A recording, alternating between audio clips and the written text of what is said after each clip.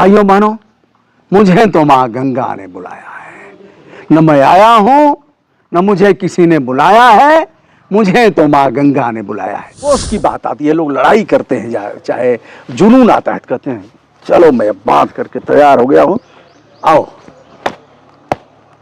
ऐसे पहलवान ठोकता है। 2014 में आम आदमी पार्टी ने टिकट दिया, लोकसभा का चुनाव लड़ा। 2012 में निर्दल विधानसभा का लड़ा था। 2010 में जिला पंचायत का मेंबर हुआ निर्दल, और वर्ष 2000 में क्षेत्र पंचायत सदस्य और ज्येष्ठ ब्लॉक प्रमुख हुआ। हमारे यहाँ छात्र संगठन के चुनाव के लिए महाविद्यालय में बच्चों ने मीटिंग करना शुरू किया।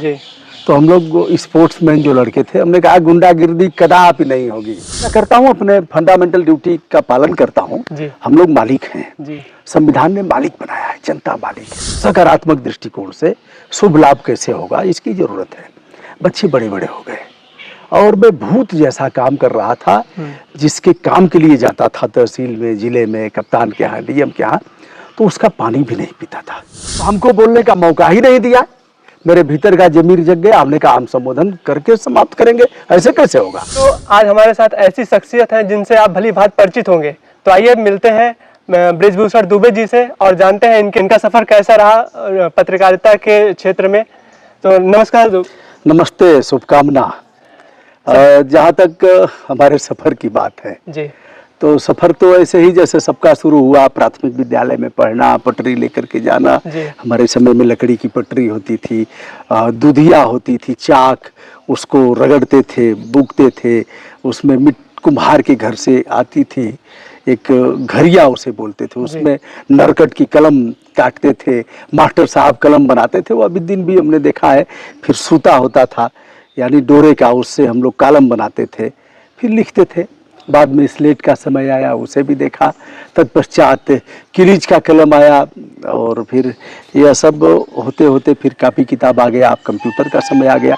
तो 4-5 जो पादान हैं उसको हमने देखा। पढ़ाई हुई, मास्टर डिग्री लिया, और फिर हमने बीपीएड भी किया है। यही है हमारा। पत्रकारिता का कोर्स हमने नहीं किया है, जो जानना चाहते हो।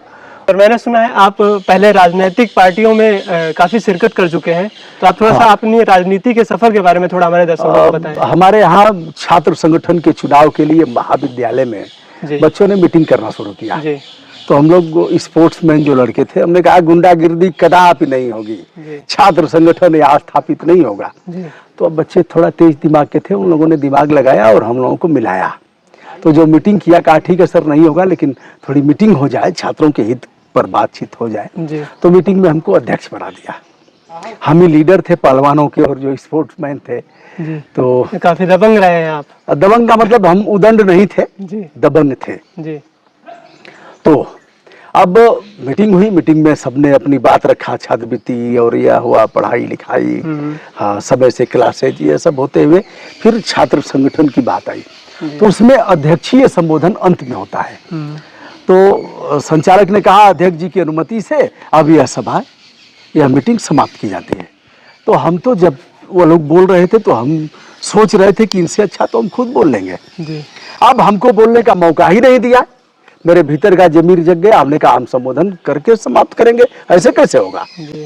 हमने शुरू किया, रामलीला में पाठ वाठ किए थे, सबसे अच्छा हम बोल गए, खूब ताली बजी। वहीं से बाबू जिंदगी का जो खराब समय था शुरू हो गया। मतलब वहीं से मैं नेता हो गया। ताली बज गई, नेता हो गया। जीवन के बर्बादी की क्या था, अगर देखा जाए तो। उसको अच्छा भी कहेंगे लोग, बुरा भी कहेंगे, लेकिन मैंने जो महसूस किया उसके बाद फिर खाना पीना भूल गया, राजनीतिक चस्का लग गया, हीरोइन से भी खराब नशा है। भारतीय जनता पार्टी की राजनीति शुरू किया, ब्लॉक से लेकर के जिले तक, और यह सब रहा।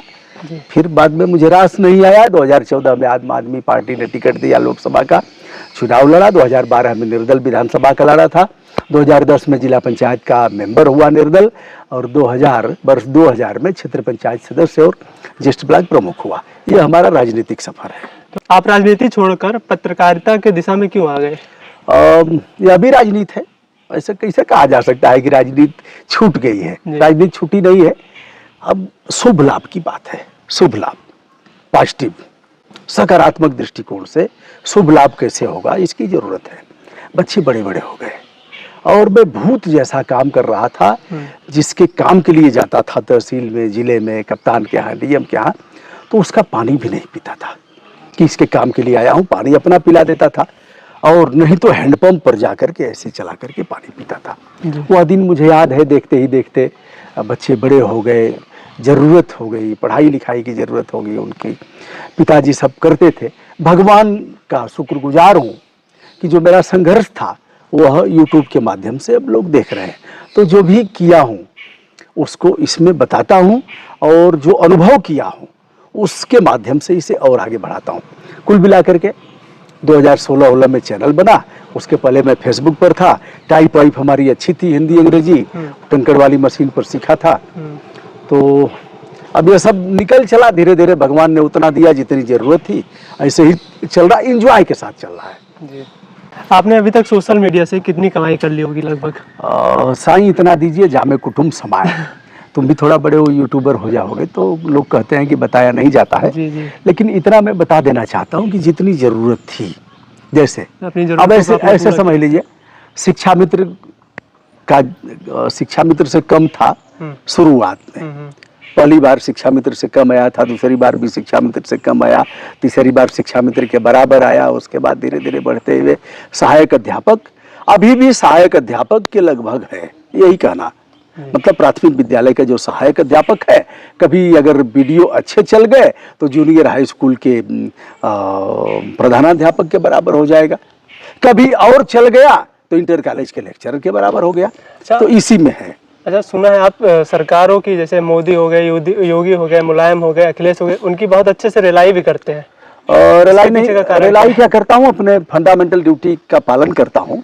हम लोग मालिक हैं जी। संविधान ने मालिक बनाया है, जनता मालिक है जी। गांव का जो एक एक मतदाता है, तो गांव का प्रधान गांव का मुख्यमंत्री है अगर संवैधानिक तौर पर देखा जाए। और गांव में जो कैबिनेट जो उनकी है प्रधान जी की, जो मेंबर चुने गए हैं वह सभी उसके कैबिनेट के हैं, मिनिस्टर हैं। और गांव का एक एक मतदाता विधायक है। और हम लोग क्या हैं, हम लोग मालिक हैं। Public is state in democracy, लोकतंत्र में मालिक बताया गया है जनता को, तो मालिक है मालिक, हमने उन्हें जनप्रतिनिधि बना के भेजा है। जैसे यहाँ के लोगों ने, आपके क्षेत्र के लोगों ने अवधेश प्रसाद को सांसद बना के भेजा। यह कहा कि हम हर जगह नहीं जा सकते, अवधेश जी आप जाइए और लोकसभा में हमारी बात उठाइए।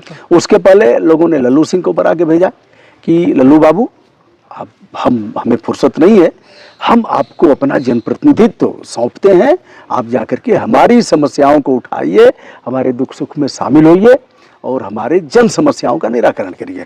यह मामला है। तो मालिक हम हैं और वह लोग क्या हैं, पब्लिक सर्वेंट। क्या है, पब्लिक सर्वेंट। पीएम हो या सीएम, डीएम हो या फिर president of India, chief justice of India हो, या फिर यह सभी पब्लिक सर्वेंट की श्रेणी में आते हैं। अब यह है कि लोकतंत्र में हमारी जो सीमाएं हैं उसका ध्यान देते हुए टोकाटाकी तो करना ही पड़ेगा, इसलिए करता रहता हूँ। मैं आपको देख रहा हूँ, आपने अपने पैर में खड़ाऊ डाल रखा है, जबकि लोग नाइक के जूते और अच्छी अच्छी कंपनियों के जूते और चप्पल पहनकर चलते थे, इसका क्या कारण है? हाँ, मैं भी खूब पहना हूँ। पहले तो सस्ते जूते पहनता था, कभी कभी कुछ मित्रों ने गिफ्ट कर दिया, कभी अच्छा जूता भी आ गया, लेकिन अब एक खड़ाऊ मैंने गंगा जी के लिए धारण किया है। देश की तमाम नदियां जो मर रही हैं, तड़प तड़प करके मर रही हैं, गंगा को तो मार ही डाला। मनमोहन सिंह के समय में, राजीव गांधी के समय में गंगा एक्शन प्लान बना था, उस पर लूट हुई। और गुरुजी आए तो गुरुजी ने कहा, भाइयों मानो, मुझे तो माँ गंगा ने बुलाया है, न मैं आया हूं न मुझे किसी ने बुलाया है, मुझे तो माँ गंगा ने बुलाया है। अब इसको क्षमा करेंगे लोग, मैं कोई उनको चिढ़ा नहीं रहा हूं, ना उनकी मिमिक्री कर रहा हूं। तो लोगों को लगा कि यह बंदा गंगा को ठीक करेगा। गंगा को मारने में हम भी कम नहीं है, गंगा को वह तो मार ही रहे हैं। 20,000 करोड़ रुपए कहाँ गए, पानी में चले गए, यह भी है। तो अब 10 साल में अगर गंगा की सेहत में सुधार नहीं हुआ तो मैं लगातार ललकारता रहा, करता रहा, लोग नहीं माने। तो गंगा दशहरा के दिन 16 जून 2024 का दिन, जब हमने गंगा और वरुणा के पवित्र संगम पर काशी में इसे धारण किया और कहा कि आज के बाद में जूता चप्पल नहीं पहनूंगा, और ऐसे ही है, अब पहन रहा हूँ, बड़ा आनंद है। अब रेलवे स्टेशन हो, रोडवेज हो, कहीं भी हो, आने जाने में कोई दिक्कत नहीं। दिक्कत तो होगी, दौड़ नहीं पाऊंगा उतना, और लेकिन बड़ा आनंद है। इसलिए हम किसी पर थोप नहीं रहे हैं, ठीक है। हमारा संकल्प हमें याद रहेगा और जीवन पर्यंत इसके लिए संघर्ष करूंगा। सर, हम आपको देखते हैं, आप ऐसे गमछा रखते हो, देसी अंदाज में रहते हो, शर्ट भी आपका बाहर रहता है, आप ऐसे मतलब ऐसे कैसे वीडियो आप बनाते हो? दिक्कत है क्या कोई? नहीं, अरे दादा तो दादा तो ऐसे ही रहते थे। और भी लोगों को मैं देखता हूँ वो पूरी तरह से प्रोफेशनल तरीके से रहकर कोट पहनकर वीडियो बनाते हैं। बड़ा आनंद है। कुछ दिन में तो यह भी हट जाएगा, फिर धोती हो जाएगी, कुर्ता हो जाएगा, पता नहीं ऊपर वाला क्या क्या कराएगा। तो जिस चीज में आनंद आए उस काम को करना चाहिए। खड़ाऊ में हमें आनंद आया, हमने उसे किया। गमछा में हमें आनंद आ रहा है, जब चाहेंगे पगड़ी बांध लेंगे, जब चाहेंगे कभी अगर घुसना हो पानी वानी में तो घुस गए, जब चाहूंगा तो ऐसे बांध के। एनसीसी नहीं किए हो ना? हम एनसीसी किए हैं। एनसीसी में यहाँ बेल्ट लगता है, बेल्ट लगा करके और ऐसे बांधा जाता है, ऐसे ऐसे बाल कटवाया जाता है, ऐसे। फिर बूट पॉलिश होता है, थम खाली 1 2, निकट लाइन चल, खुली लाइन चल, जवान आगे बढ़ेगा।